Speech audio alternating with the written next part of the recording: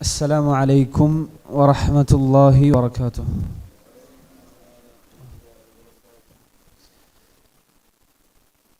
نحمده ونستعينه ونؤمن به ونتوكل عليه ونعوذ بالله من شرور أنفسنا ومن سيئات أعمالنا من يهده الله فلا مضل له ومن يضلله فلا هادي له وأشهد أن لا إله إلا الله وحده لا شريك له وأشهد أن محمدا عبده ورسوله صلى الله عليه وعلى آله وأصحابه الفائزين برضا الله أجمعين أما بعد.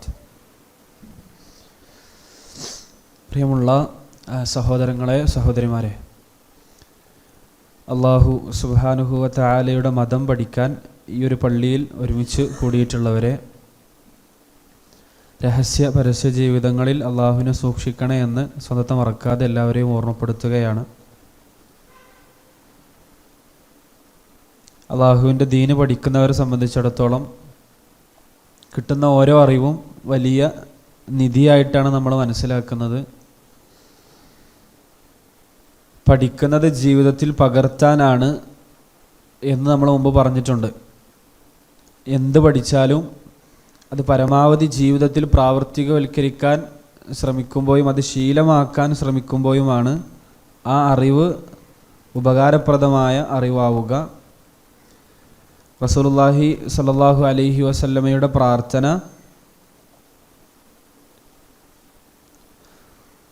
അല്ലാഹുമ്മ ഇന്നി അഊദു ബിക മിൻ ഇൽമിൻ ലാ യൻഫഅ, അല്ലാഹുവേ ഞാൻ നിന്നോട് ശരണം തേടുന്നു, ഉപകാരപ്പെടാത്ത അറിവിൽ നിന്ന് ഞാൻ നിന്നോട് ശരണം ചോദിക്കുന്നു എന്ന് റസൂലുള്ളാഹി സ്വല്ലല്ലാഹു അലൈഹി വസല്ലമ പ്രാർത്ഥിക്കുമായിരുന്നു. സുബഹിക്ക് ശേഷം റസൂലുള്ളാഹി എപ്പോഴും പ്രാർത്ഥിക്കുന്ന പ്രാർത്ഥനയിൽ അല്ലാഹുമ്മ ഇന്നി അസ്അലുക ഇൽമൻ നാഫിഅ, നാഫിഅയായ അറിവ് തരണേ എന്ന് നബി സല്ലല്ലാഹു അലൈഹി വസല്ലമ ഉപകാരപ്രദമായ അറിവ് തരണേ എന്ന് പ്രാർത്ഥിച്ചിരുന്നു.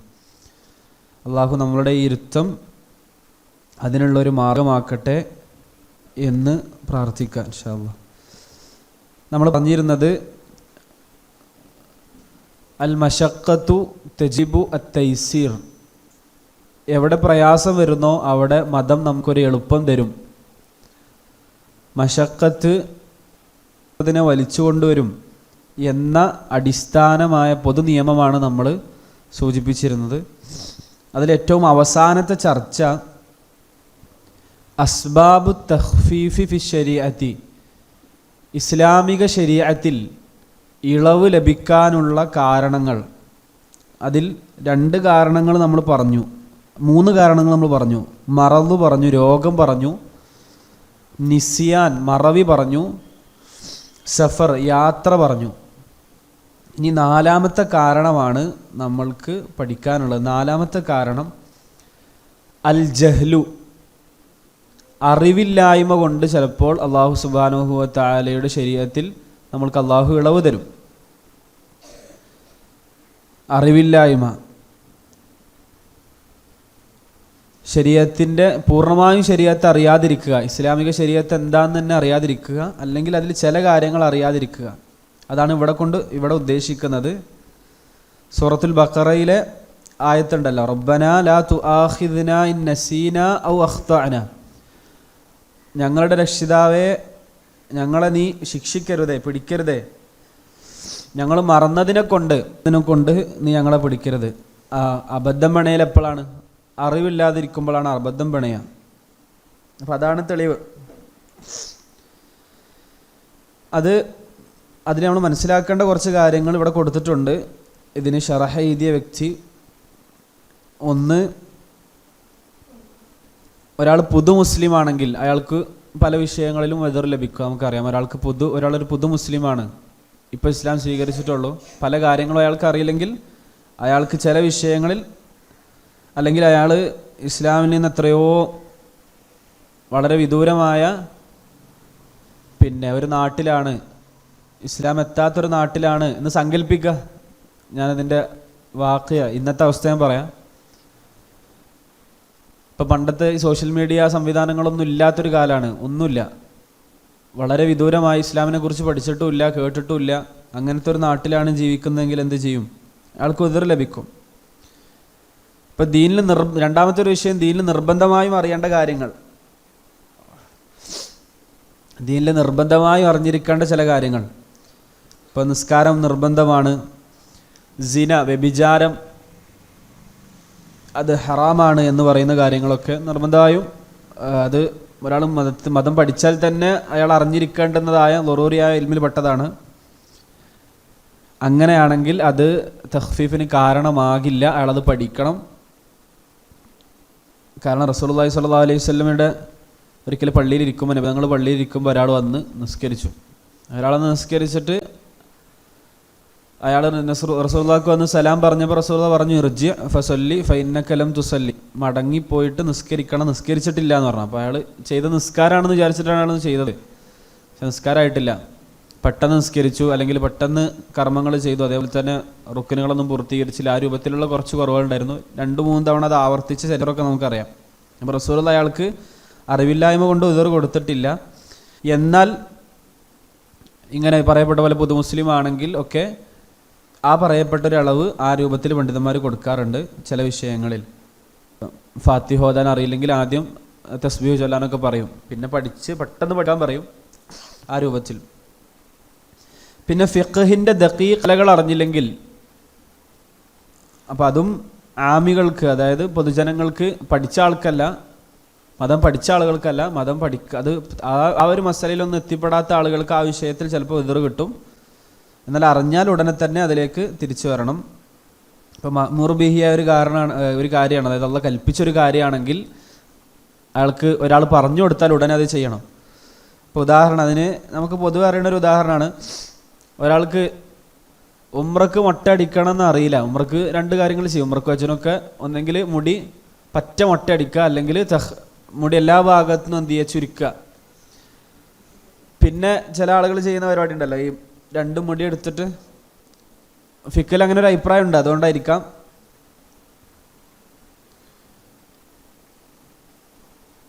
അപ്പോൾ അയാൾക്ക് അറിയില്ല, അയാൾക്ക് പറഞ്ഞു കൊടുത്താൽ അയാൾ ഉടനെ അത് ചെയ്യണം. മൊട്ടടിക്കുമായി ബന്ധപ്പെട്ട മസലൊക്കെ പറഞ്ഞു കൊടുത്താൽ അയാളത് ചെയ്യണം. അതവിടെ എതിറായി പരിഗണിക്കുകയില്ല എന്നാണ്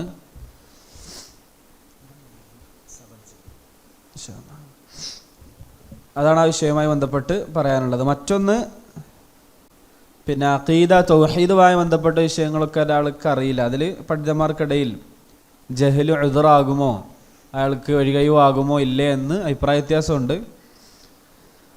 പിന്നെ ഒരിക്കലും ജഹ്ലു ഉദ്റാവുകയില്ല ആ വിഷയത്തിൽ, തൗഹീദിൻ്റെ വിഷയത്തിലൊന്നും ഒരിക്കലും ജഹ്ലു ഉദ്റാവുകയില്ല എന്ന് പറഞ്ഞവരുണ്ട്.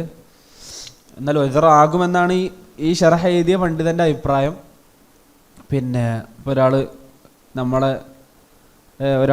ഖബർ ആരാധനയിലാണ് ജനിച്ചു വളർന്നൊക്കെ, അയാൾക്ക് അങ്ങനത്തെ ഒരു മനുഷ്യനാണെങ്കിൽ അയാൾക്ക് ഉദ്റാകുമോ ഇല്ലേ എന്നുള്ള വിഷയത്തിൽ പണ്ഡിതന്മാർക്ക് അഭിപ്രായ വ്യത്യാസമുണ്ട്. പക്ഷേ ഷെയ്ഖുൽ ഇസ്ലാം ഇബ്നു തൈമിയ്യൊക്കെ പറഞ്ഞതുപോലെ ആരെങ്കിലും ആ നാട്ടിൽ ഒരാൾ അതിനെതിരെ പറഞ്ഞ് അങ്ങനെയല്ല ചെയ്യേണ്ടത് എന്ന് പറയുന്നുണ്ടെങ്കിൽ ഒരിക്കലും എതിർ കിട്ടൂല. അപ്പം നമ്മുടെ നാട്ടിൽ ഖബർ ആരാധകർക്കൊന്നും ഒരിക്കലും എതിറുണ്ടാകാൻ ചാൻസ് ഇല്ല. കാരണം അത്രത്തോളം വ്യക്തമായി സോഷ്യൽ മീഡിയകളിലൂടെ മറ്റൊക്കെ ഈ ഒരു വിഷയത്തിൽ നമ്മൾ ക്ലാസ്സുകളും മറ്റു കാര്യങ്ങളും എല്ലാം ലഭ്യമാണ്. ജാർത്തി പോകുന്നവരൊന്നും ചിന്തിക്കും, അങ്ങനെ അല്ലാത്തൊരു അഭിപ്രായം ഉണ്ടല്ലോ എന്ന് അറിയും. അതുകൊണ്ട് തന്നെ അതൊരിക്കലും എതിറാവുകയില്ല എന്നാണ് മനസ്സിലാക്കുന്നത്. അള്ളാഹു തആല ആലം, അള്ളാഹു ആണ് കൂടുതൽ ആ വിഷയത്തിൽ അറിയുന്നവൻ. ഒരു സ്ഥിതി എന്താണ്, ഇസ്ലാം എത്താത്ത സ്ഥലം എന്ന് പറയാനൊന്നും ഉണ്ടാകില്ല. കാരണം എല്ലായിടത്തും ഇസ്ലാം എത്തും. റസൂലുള്ളാഹി സ്വല്ലല്ലാഹു അലൈഹി വസല്ലമയുടെ പ്രവചനമാണ്, എല്ലാ വീട്ടിലും ഇസ്ലാം എത്തും. ആ രൂപത്തിൽ ഇസ്ലാം പ്രചരിക്കുന്നുണ്ട്. അള്ളാഹു സുബ്ഹാനഹു വ തആല നമ്മൾക്കും ദീന് പ്രചരിപ്പിക്കുന്നതിൽ, ദീനിലേക്ക് ആളുകളെ ക്ഷണിക്കുന്നതിൽ ഒരു പങ്ക് നമ്മൾക്കും അള്ളാഹു കനിഞ്ഞരുളുമാറാകട്ടെ എന്ന് പ്രാർത്ഥിക്കുക. അപ്പോൾ ഇതാണ് ആ ജഹലുമായി ബന്ധപ്പെട്ട് എന്തായാലും അള്ളാഹു സുബ്ഹാനഹു വ തആല പലയിടത്തും ഉദ്ർ കൊടുക്കും. പിന്നെ മറ്റൊരു മസല, 5-മത്തേത് ഇക്റാഹാണ്. ഒരാളെ നിർബന്ധിപ്പിച്ച് ഒരു വാജിബായ കാര്യം ഒഴിവാക്കാൻ അയാളെ നിർബന്ധിപ്പിക്കുക, ഹറാമായ കാര്യം ചെയ്യാൻ അയാളെ നിർബന്ധിപ്പിക്കുക. കെട്ടിയിട്ട് കള്ളുടിക്കാൻ പറയാം, കൊല്ലും, ഇജ്ജ് കള്ളുടിച്ചിട്ടില്ലെങ്കിൽ എന്നെ അടിച്ചു കൊല്ലും എന്നൊരാൾ ഭീഷണിപ്പെടുത്തി. അപ്പം കള്ളുടിക്കാൻ പറ്റുമോ എന്നുള്ളതാണ്. കള്ളെന്തായാലും കുടിക്കാൻ പറ്റൂല. അപ്പോൾ പിന്നെ ഈ ഒരു അവസരത്തിൽ എന്ത് ചെയ്യും? ഇങ്ങനെ ഹറാമാണല്ലോ. അപ്പം ഇക്റാഹിൻ്റെ അവസരത്തിൽ എന്ത് ചെയ്യും? നിർബന്ധിപ്പിച്ചാൽ എന്ത് ചെയ്യും? അപ്പോൾ അവിടെയും ദീന് ഉദ്ർ കൊടുത്തതായിട്ട്, ഇളവ് കൊടുത്തതായിട്ട് നമുക്ക് കാണാൻ കഴിയും. അതിന് ചില നിബന്ധനകളുണ്ട്, അത് ഞാൻ വായിക്കാം.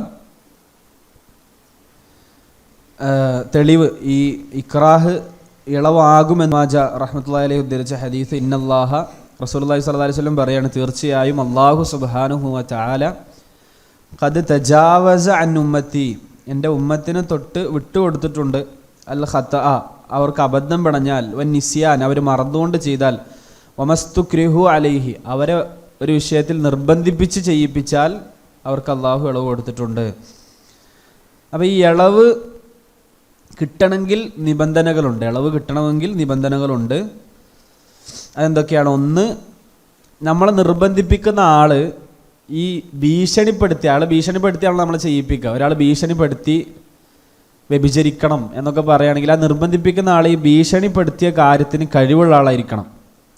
ഒരു ചെറിയ കുട്ടി വന്ന് നമ്മളെ ഭീഷണിപ്പെടുത്തുകയാണ്, എന്നെ ഞാൻ കൊല്ലും, അല്ലെങ്കിൽ എന്താണ് കള്ളുടിക്കണം എന്ന് പറഞ്ഞാൽ അതൊന്നും ഉതിറാവില്ല. കാരണം കഴിവുള്ള ആളായിരിക്കണം എന്ത് ചെയ്യേണ്ടത്, ഭീഷണിപ്പെടുത്തിയ കാര്യം നടത്താൻ കഴിവുള്ളായിരിക്കണം അത് പറയേണ്ടത്.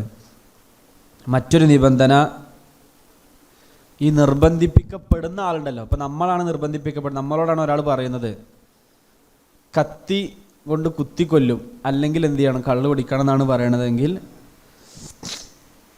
നമ്മൾക്ക് അയാളെ പ്രതിരോധിക്കാൻ, അയാൾ നമ്മളെ കത്തി കൊണ്ട് കുത്തിക്കൊല്ലുന്നതിന് പ്രതിരോധിക്കാൻ നമ്മൾക്ക് ഒരു നിലക്കുള്ള കഴിവില്ലെങ്കിലാണ്, നമ്മൾ ആജിസാണെങ്കിലാണ് ഇളവ് കിട്ടുക. അപ്പോൾ രണ്ട് കാര്യം, അയാളതിന് ഖാദിറാകണം, അയാൾക്ക് ചെയ്യാൻ കഴിവുണ്ടാകണം, നമ്മൾക്കിത് തടുക്കാൻ കഴിയാതിരിക്കണം, അങ്ങനെയാണെങ്കിൽ ഇളവ് കിട്ടും.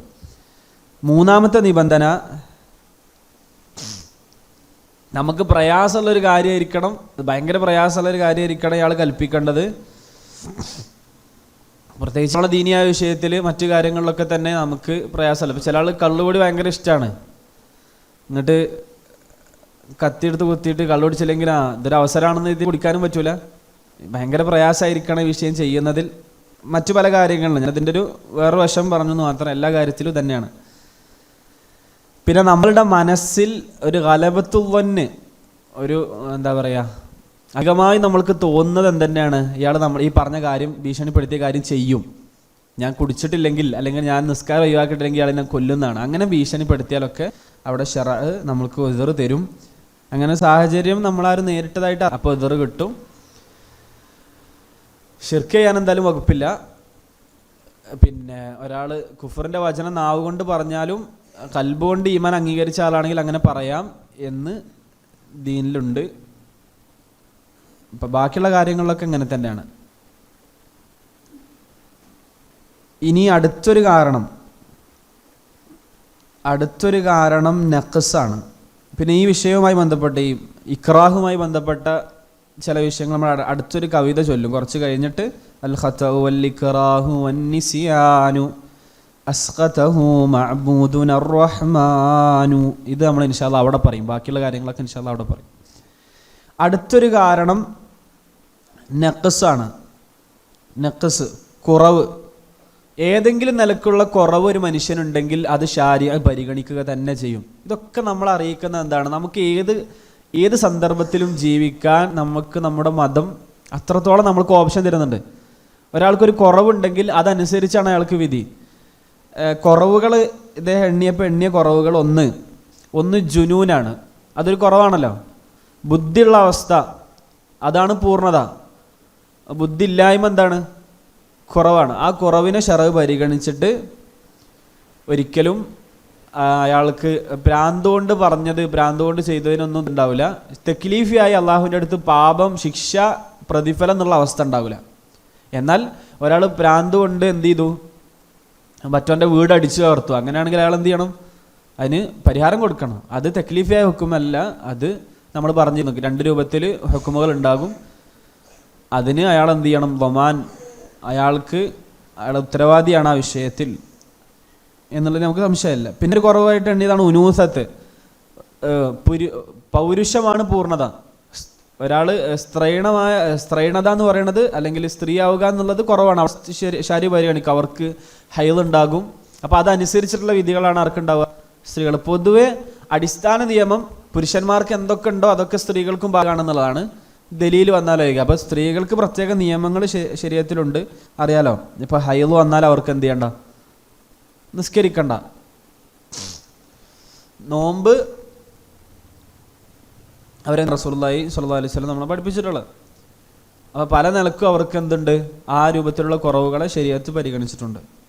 പിന്നെ അടുത്തത് റിഖ്, ഒരാൾ അടിമയായാൽ ആൾക്ക് എന്തുണ്ട്, അതനുസരിച്ചിട്ടുള്ള ഇളവുകളുണ്ട്. അടിമ ശരിക്കും അയാൾ സ്വതന്ത്രനാവാന്നുള്ളതാണ് പൂർണ്ണത. അടിമയായാൽ അതനുസരിച്ചിട്ടുള്ള പിന്നെ ഇളവുകൾ നൽകും. പിന്നെ അസ്സിഗർ, നാലാമത്തത് ചെറിയ കുട്ടിയാവുക എന്നുള്ളത് ഇളവിന് കാരണമാണ്. വലിയവർക്കുള്ള തക്ലീഫ് ആർക്ക് ഉണ്ടാവില്ല, ചെറിയ കുട്ടിക്ക് ഉണ്ടാവില്ല. അടുത്തത് ഉറക്കം. നല്ല ശ്രദ്ധിച്ചോളി, ഉറങ്ങുന്നവർക്കൊക്കെ എന്തുണ്ട്, ഇളവുണ്ട്. അന്നവും ഉറക്കത്തിന് എന്തുണ്ട്, ഇളവ് കൊടുക്കും. ശരീഅത്ത് ഇളവ് കൊടുക്കും. അപ്പോൾ അതെങ്ങനെ ഇളവ് കൊടുക്കുക? അപ്പോൾ ഒരാൾ ഉറങ്ങി, അയാൾ ഉറക്കത്തിൽ കുറേ സംസാരിച്ചു. ഉറക്കത്തിൽ ഭാര്യനെ തൊലാക്കല്ലേ, ഞാൻ എന്നെ തൊലാക്കല്ലിക്കണെന്ന് ഉറക്കത്തിൽ പറഞ്ഞാൽ സ്വീകരിക്കൂലെന്ന്, വാക്കുകൾ സ്വീകരിക്കൂല. കാരണം ഉറക്കം ശരീഅത്ത് അവിടെ പരിഗണിച്ചിട്ടുണ്ട്. എന്നാൽ ഒരാൾ ഉറക്കത്തിൽ വേറെ അടിക്കുകയും പല്ല് പൊട്ടിക്കുകയും ചെയ്താൽ എന്ത് ചെയ്യണം? അതിന് പരിഹാരം കൊടുക്കണം. കൊല്ലാണെങ്കിൽ സ്വാഭാവികമായിട്ട് അതനുസരിച്ചിട്ടുള്ള ഹുക്കുമാരുണ്ടാവും.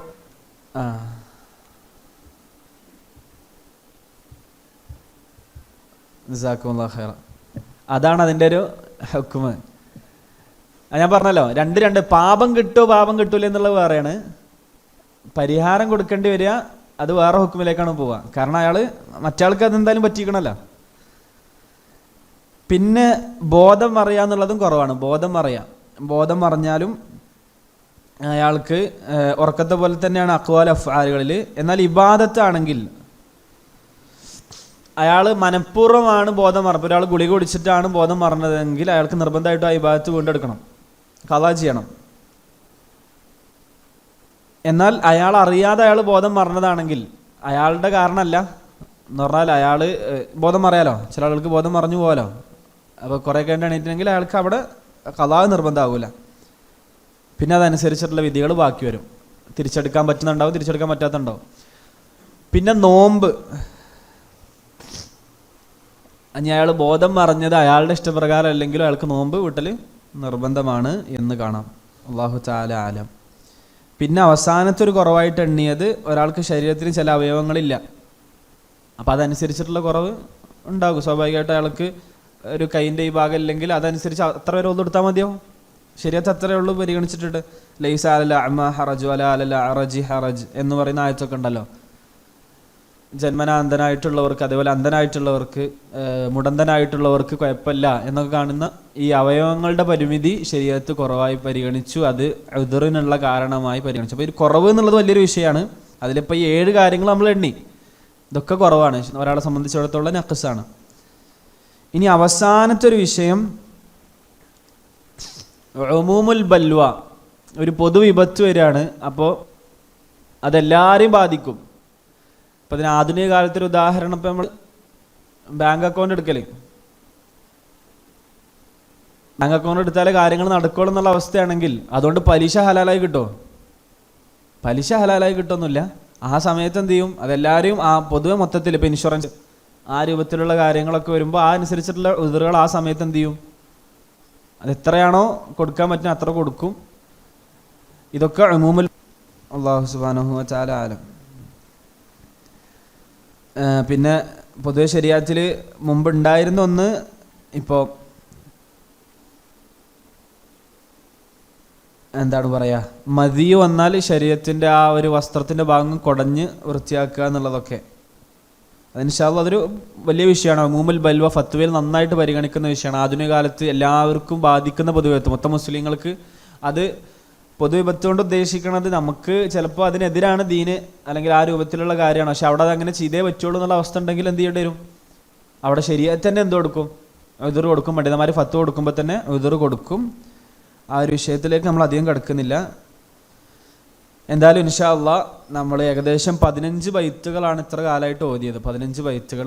അതിൽ നമ്മൾ പറഞ്ഞ കായിദകൾ ഉണ്ടാണെങ്കിൽ 3 കായിദേ പറഞ്ഞിട്ടുള്ളൂ. ഒന്ന് അൽ-ഉമൂറു ബിമഖാസിദിഹ, പിന്നെ അദ്ദീനു മബ്നിയുൻ അലൽ മസാലിഹി, അതുമായി ബന്ധപ്പെട്ട കുറച്ച് ഖായിദകൾ, പിന്നെ അൽ മശഖത്തു തജ്ലിബു അത്തൈസീർ, എവിടെ പ്രയാസം, ഇതൊക്കെ ശരിയാത്ത് പരിഗണിച്ചിട്ടാണ്. ഈ ഖായിദകൾക്ക് അടിസ്ഥാനത്തിലാണ് ദീൻ തന്നെ ഉള്ളത്. അതായത് ദീന് മുഴുവൻ വായിച്ചു നോക്കുമ്പോൾ നമുക്ക് മനസ്സിലാകുന്നത് എല്ലാത്തിനും കൃത്യമായ ചിട്ടയും എല്ലാം ദീനിനുണ്ട്. അതായത് ഒന്നിനും എന്തല്ല, ഒരു കളിയല്ല ദീന്. ദീന് കൃത്യമായിട്ട് നിയമങ്ങളുണ്ട്. എന്തുകൊണ്ട് ആൾക്ക് ഇളവ് കൊടുക്കുന്നു? കാരണമുണ്ട്. എന്തുകൊണ്ട് മറ്റാൾക്ക് ഇളവ് കൊടുക്കുന്നില്ല? അതിനും കാരണമുണ്ട്. എന്തുകൊണ്ട് ഈ സന്ദർഭത്തിൽ ഇളവ് കിട്ടുന്നു? കാരണമുണ്ട്. എന്തുകൊണ്ട് ഈ സന്ദർഭത്തിൽ ഇളവ് കിട്ടില്ല? കാരണമുണ്ട്. അതായത് നമ്മൾക്കൊരിക്കലും നമ്മുടെ ദീന് കൊണ്ട് നമ്മൾക്കൊരു എവിടെയും താഴേണ്ട അവസ്ഥ ഉണ്ടാവില്ല. ദീൻ എപ്പോഴും ഇസ്സത്താണ്. നമ്മൾ ഏത് സന്ദർഭത്തിലും നമ്മുടെ എടുത്തു കാണിക്കാൻ പറ്റുന്ന ഒരു വലിയ നിധി തന്നെയാണ് നമ്മുടെ മതം. നമ്മുടെ അടുത്ത് നമുക്ക് ഏറ്റവും വലിയ നിധി എന്താണെന്ന് ചോദിച്ചാൽ എന്താണ്? നമ്മുടെ ദീൻ തന്നെയാണ്. നമുക്ക് അല്ലാഹ് ഹിദായത്ത് തന്നെ ഏറ്റവും വലിയ നിഅമത്ത്. നമ്മുടെ ഏറ്റവും വലിയ കാര്യം എന്താണെന്ന് ചോദിച്ചാൽ നമുക്ക് നമ്മുടെ ദീൻ തന്നെയാണ്, നമ്മുടെ വിശ്വാസമാണ്, നമ്മുടെ അഖീദയാണ്, നമ്മുടെ തൗഹീദാണ്. അതിൽ സംശയമില്ല. കാരണം നമ്മൾക്കൊരു 1 കോടി രൂപയുടെ ഒരു ആഭരണം നമ്മുടെ കയ്യിലുണ്ട് ചേക്കാം. 1 കോടി രൂപയുടെ ഒരു ആഭരണം, 2 കോടി രൂപയുടെ ഒരു ആഭരണം, വലിയൊരു നല്ലൊരു ആഭരണം, ഒരു നെക്ലസ്, ഒരു വജ്രം, ഒരു പവിയ, നമ്മളെവിടെയാണ് കാത്തു സൂക്ഷിക്കുക? നമ്മളെവിടെയാണത് പാത്തുക? ഏറ്റവും സുരക്ഷിതമായ ബാങ്ക് ലോക്കറിൽ ഇടാൻ നോക്കുക, അല്ലെങ്കിൽ നമ്മുടെ വീട്ടിൽ തന്നെ ഏറ്റവും വെള്ളം കൊണ്ടുപോകാതിരിക്കാൻ. നമുക്ക് ഏറ്റവും ഈ ആഭരണത്തെക്കാളൊക്കെ നമുക്ക് വല്ല നമ്മുടെ ദീനാണ്. നമ്മുടെ ദീന് കള്ളം കൊണ്ടുപോകാൻ എന്ത് ചെയ്യരുത്? അനുവദിക്കരുത്. നമ്മുടെ ദീനിനെ കള്ളം കൊണ്ടുപോകാൻ അനുവദിക്കരുത്. പലതും ആ രൂപത്തിലാണ് ഇന്നത്തെ ഒരു സാഹചര്യം. നമ്മളെല്ലാം കാണുന്നവരാണെങ്കിലും അതിൻ്റെയൊക്കെ സ്വാധീനം നിങ്ങൾക്ക് തോന്നുന്നുണ്ടോ? നമ്മൾ കാണുന്ന വീഡിയോകൾ, നമ്മൾ കാണുന്ന വായിക്കുന്ന ടെക്സ്റ്റുകൾ നമ്മളെ സ്വാധീനിക്കില്ലാന്ന്? എന്തായാലും സ്വാധീനിക്കും. നമ്മൾ കാണുന്ന വീഡിയോകളും അതൊക്കെ നമ്മുടെ മനസ്സിൽ 2 രൂപത്തിൽ, ഒന്നെങ്കിൽ ശുബഹത്തായിട്ടോ ദീനിലുണ്ടാകുന്ന ആശയക്കുഴപ്പമായിട്ടോ, അല്ലെങ്കിൽ ഷഹ്വത്തായിട്ടോ വികാര രംഗത്ത് നമ്മളെ പേപ്പിക്കാൻ ഉതകുന്ന ഫിത്നകളാണ് നമ്മുടെ ഹൃദയത്തെ സമീപിക്കുക. നിങ്ങൾക്ക് തോന്നുന്നുണ്ടോ അങ്ങനെ ഉണ്ടാവില്ല എന്ന്? എന്തായാലും നമ്മളെ സ്വാധീനിക്കും. അതുകൊണ്ട് എപ്പോഴും നമ്മൾ പ്രാർത്ഥിക്കണം, റബ്ബന ലാ തുസിഗ് ഖുലൂബന ബഅദ ഇദ് ഹദൈതന വഹബ് ലനാ മിൻ ലദുൻക റഹ്മ ഇന്നക അൻതൽ വഹാബ്. അതേപോലെ തന്നെ അല്ലാഹുമ്മ യാ മുഖല്ലിബൽ ഖുലൂബ് സബ്ബിത് ഖുലൂബന അലാ ദീനിക് എന്ന് പ്രാർത്ഥിക്കണം. പിന്നെ എപ്പോഴും നിസ്കാരത്തിൽ അർത്ഥം അറിഞ്ഞിട്ട് തന്നെ ഇഹ്ദിനസ് സിറാത്തുൽ മുസ്തഖീം എന്ത് ചെയ്യണം? ഇഹ്ദിനസ് സിറാത്തുൽ മുസ്തഖീം എന്ന് പറയണം. എപ്പോഴും അർത്ഥം അറിഞ്ഞ് പറയണം. ആ പ്രാർത്ഥനയിലേക്ക് എത്താൻ വേണ്ടി മാത്രം ഫാത്തിഹയിൽ എത്ര അദബുകളുണ്ട്. അള്ളാഹിനെ പുകഴ്ത്തി, അള്ളാഹുവിനെ വീണ്ടും പുകഴ്ത്തി, അള്ളാഹുവിൻ്റെ വലിയ മഹത്വത്തെ പറഞ്ഞിട്ടാണ് നമ്മൾ എന്തിനാ പ്രാർത്ഥനയിലേക്ക് എത്തുന്നത്. വലിയ പ്രാർത്ഥനയാണ്. എപ്പോഴും ഇഹ്ദിനസ് സിറാത്തുൽ മുസ്തഖീം ഇസ്തിഖാമത്തിനുള്ള വലിയൊരു കാരണമാണ് ആ ദുആ. രാവിലെയും വൈകുന്നേരവും ഒക്കെ നമ്മൾ ആ ദുആ ആണ് പ്രാർത്ഥിക്കുന്നത്. കാരണം ദീനിന്ന് എപ്പോഴും തെറ്റിപ്പോകാം. ഞാൻ എപ്പോഴും പറയുന്നൊരു കാര്യമാണ്, നമ്മൾ മുസ്ലിങ്ങളായി ജനിച്ചതുകൊണ്ട് മുസ്ലിങ്ങളായി മരിക്കണമെന്നില്ല, ഒരുറപ്പ് നമുക്കില്ല. അതുകൊണ്ട് മുസ്ലിങ്ങളായിട്ട് മരിക്കാൻ ആരോട് പ്രാർത്ഥിക്കുക? അല്ലാഹുവിനോട് റബ്ബന തവഫന മുസ്ലിമീൻ വൽഹിഖ്ന ബിസ്വാലിഹീൻ എന്ന് എപ്പോഴും പ്രാർത്ഥിക്കണം. എനിക്ക് തോന്നുന്നത് നമുക്ക് അടുത്ത ക്ലാസ്സിൽ പറയാൻ തോന്നണം. അതൊക്കെ നല്ല അടുത്തൊരു വിഷയമാണ്. പിന്നെ ഇനി അടുത്തൊരു വിഷയമാണ് നമ്മൾക്ക് മശഖത്ത് തജ്ലിബു തൈസീറിൻ്റെ ഭാഗം തന്നെയാണ്. പക്ഷേ ഒരു ഖായിദയായിട്ടൊരു ശാഖാപരമായ ഖായിദയായിട്ട് തന്നെയാണ് പഠിപ്പിക്കൽ. ഖായിദ കഴിവില്ലാതെ വാജിബില്ല. അതേപോലെ തന്നെ ലറൂറത്തിൻ്റെ സാഹചര്യത്തിൽ ഹറാമും ഇല്ല എന്നാണ് നമ്മൾ പഠിച്ചാണ്. ഒരാൾക്കൊരു വിഷയത്തിൽ കഴിവില്ല, അപ്പോൾ അയാളുടെ വാജിബ് അള്ളാഹ് മാറ്റി കൊടുക്കും. അയാൾക്ക് കൈ പൂർണ്ണമായി കൈകലാണോളൂ, അപ്പോൾ അയാൾക്ക് എന്തില്ല? കൈയില്ല. അപ്പോൾ അവിടെ അയാൾക്ക് എന്തില്ല? അതിൽ വാജിബില്ല. കഴിവില്ലാതെ വാജിബില്ല. അതേപോലെ തന്നെ ലറൂറത്തിൻ്റെ സാഹചര്യത്തിൽ ഇപ്പോൾ നമ്മൾ പറഞ്ഞു മരിക്കാൻ കിടക്കുന്ന സമയത്ത് പന്നിയോമസം കണ്ടാൽ അപ്പോൾ അവിടെ ഹറാമുമില്ല എന്ന് പറയുന്നൊരു ഖായിദാണ് അടുത്തത്. അത് നമ്മൾ വിശദമായിട്ട് പറയാനുണ്ട്. എന്തായാലും അള്ളാഹുവിൻ്റെ ദീന് മനസ്സറിഞ്ഞ് പഠിക്കുക, ദീനിൽ ഉറച്ചു നിൽക്കുക. സ്വാധീനം ഉണ്ടാകും, നമ്മൾ കാണുന്നതിനൊക്കെ സ്വാധീനം ഉണ്ടാകും. അതുകൊണ്ട് തന്നെ ഖുർആനും ഹദീസും എപ്പോഴും വായിക്കാനും പഠിക്കാനും നോക്കുക. വഹി ഭയങ്കര ഒരു സംരക്ഷണമാണ്, ഇസ്മത്താണ്. എപ്പോഴും ഖുർആനും ഹദീസും നോക്കുക. കുറേ എന്തെങ്കിലും നോക്കുന്നതിന് പകരം ഖുർആനും ഹദീസ് എപ്പോഴും നോക്കുക. എപ്പോഴും ഖുർആൻ കേൾക്കുക, എപ്പോഴും ഖുർആൻ്റെ അർത്ഥം കേൾക്കുക. അതേപോലെ തന്നെ ഖുർആൻ്റെ വിശദീകരണങ്ങൾ കേൾക്കുക. അള്ളാഹു സുബ്ഹാനഹു വ തആല ദീനനുസരിച്ച് ജീവിക്കുന്ന, അള്ളാഹുവിനെ ഇഷ്ടപ്പെടുന്ന, അള്ളാഹുവിനെ തൃപ്തിപ്പെടുന്ന, ദീനിൽ കർമ്മശാസ്ത്രവും അതേപോലെ തന്നെ വിശ്വാസപരമായ കാര്യങ്ങളും എല്ലാം കൃത്യമായി പഠിക്കുന്ന നല്ല ആളുകളുടെ കൂട്ടത്തിൽ എന്നെയും നിങ്ങളെയും ഉൾപ്പെടുത്തി അനുഗ്രഹിക്കുമാറാകട്ടെ. ഹദാ വല്ലാഹു അലം. വസ്തഗ്ഫിറുല്ലാഹ ലി വലക്കും വലിസായിരിൽ മുസ്ലിമീന മിൻ കുല്ലി ദംബിൻ ഫസ്തഗ്ഫിറൂഹു ഇന്നഹു ഗഫൂറുർ റഹീം. സല്ലല്ലാഹു അലാ നബീന മുഹമ്മദ്. സുബ്ഹാനകല്ലാഹുമ്മ ബിഹംദിക അഷ്ഹദു അൻ ലാ ഇലാഹ ഇല്ലാ അൻത അസ്തഗ്ഫിറുക വഅതൂബു ഇലൈക്. അസ്സലാമു അലൈക്കും വറഹ്മത്തുള്ളാഹി വബറകാതുഹു.